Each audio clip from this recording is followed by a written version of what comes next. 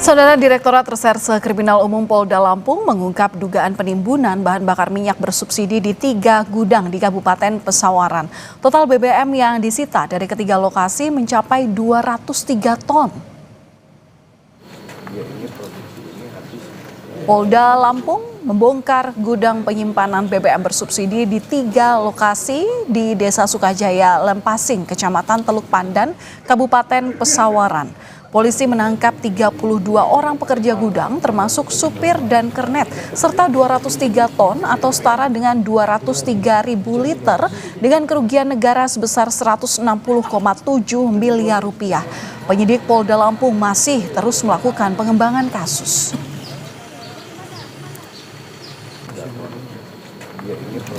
Total barang bukti dari ketiga lokasi mencapai 203.000 liter atau sama dengan 203 ton BBM solar ilegal. Kerugian negara yang dialami akibat tindak pidana ini, kita sampaikan bahwa produksi mereka per tahun kurang lebih 40,194 miliar. Kalikan 4 kali per minggu, per bulan, ya. Jadi total kurang lebih kerugian negara ada 160,7 miliar rupiah.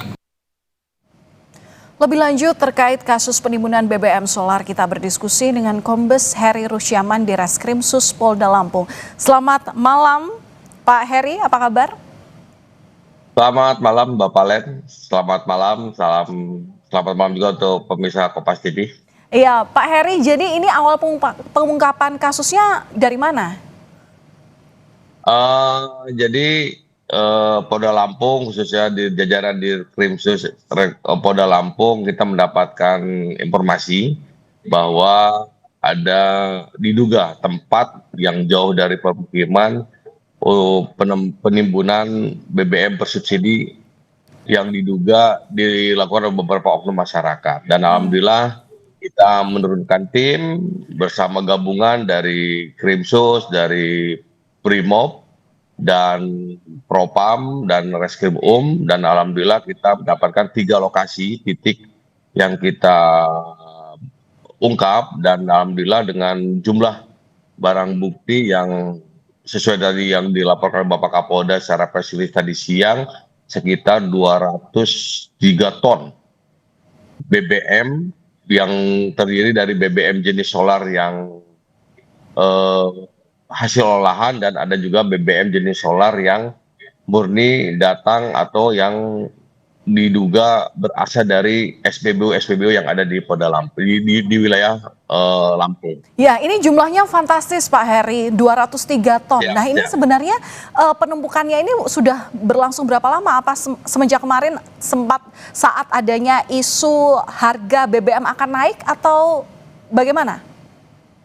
Dari hasil pemeriksaan bahwa beberapa tersangka ini sudah beroperasi selama 3 tahun.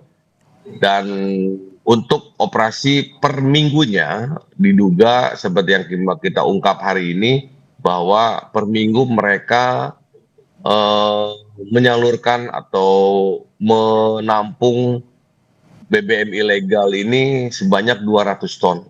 Rata-rata 200 ton per minggu. Sehingga sesuai dengan kami kalkulasi bahwa hampir 800 ton per bulan mereka bisa menimbun atau menyelewengkan BBM subsidi yang khususnya untuk masyarakat.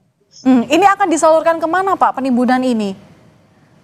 Hasil pemeriksaan bahwa modus operandinya adalah di situ kita melaporkan juga bahwa ada, kalau istilah di Lampung ini, minyak cong atau minyak bahan mentah yang diolah menggunakan blazing atau pemurni solar yang menghasilkan solar yang kadar oktannya rendah, tetapi nanti mereka mengoplosnya dengan solar yang hasil dari Pertamina, sehingga campurannya atau nilai oktannya akan minimal sama dengan produksi dari Pertamina atau dari negara. Nah, itulah salah satu tindak pidananya, dan itu yang akan mereka mungkin akan dijual hasil pemeriksaannya dengan harga bukan subsidi tetapi harga yang mendekati harga industri.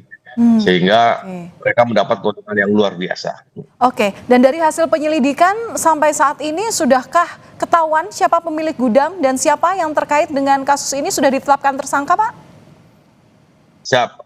Kalau untuk sesuai dengan hasil pengungkapan tadi siang bahwa kita sudah mengamankan 32 dengan beberapa peran, antara lain ada pemilik gudang, operator, pegawai pengolahan, pegawai penampungan, supir dan kenek, dan kita juga sudah mengamankan 11 kendaraan yang sudah ada modifikasi tampungan di bak mobilnya, truk.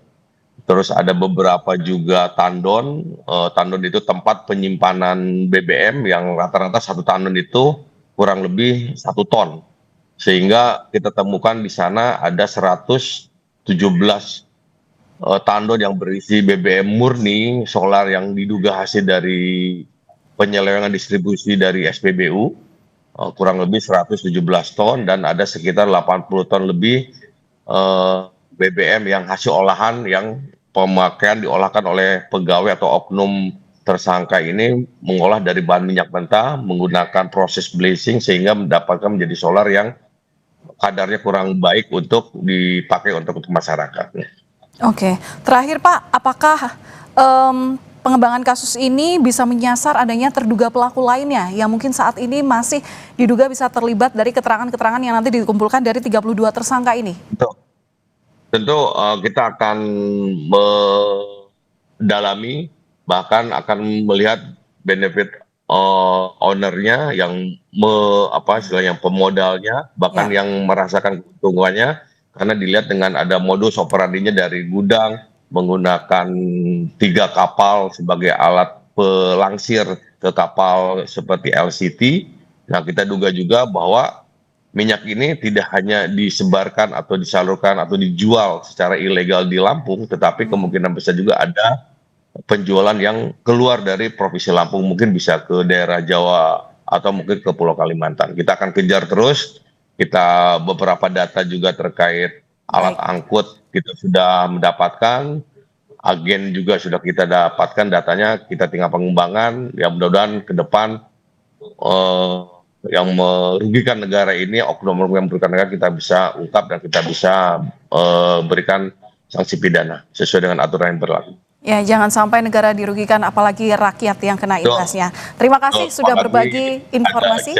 Terima kasih. Ya, terima kasih sudah berbagi Bapak. informasi bersama kami di Kompas Malam. Kombes Heri Rusyaman di Reskrim Sus Polda Lampung. Terima kasih Pak, salam sehat selalu.